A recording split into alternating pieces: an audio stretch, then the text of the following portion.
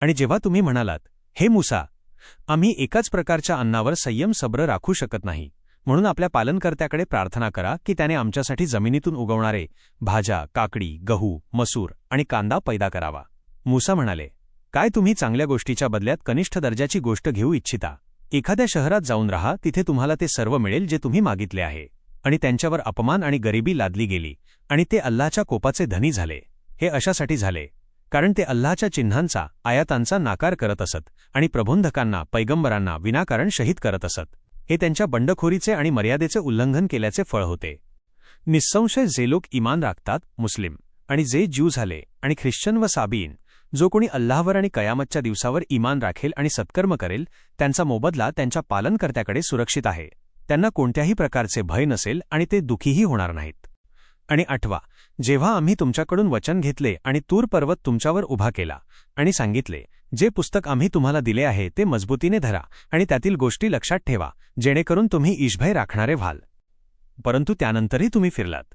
जर तुमच्यावर अल्लाहची कृपा आणि त्याची दया नसती तर तुम्ही नक्कीच नाश पावणारे झाला असता.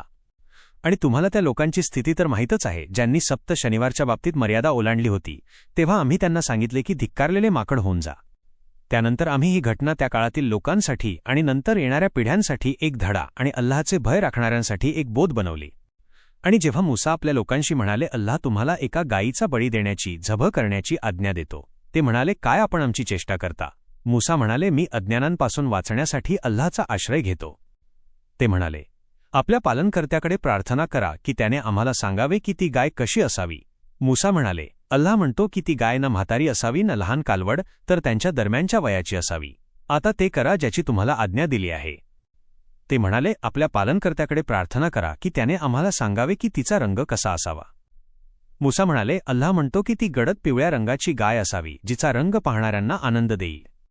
ते म्हणाले, आपल्या पालनकर्त्याकडे प्रार्थना करा की त्याने आम्हाला स्पष्टपणे सांगावे की ती नेमकी कशी असावी, कारण गायींच्या निवडीबाबत आमचा गोंधळ झाला आहे. आणि जर अल्लाहने इच्छिले तर आम्ही योग्य मार्ग शोधून काढू.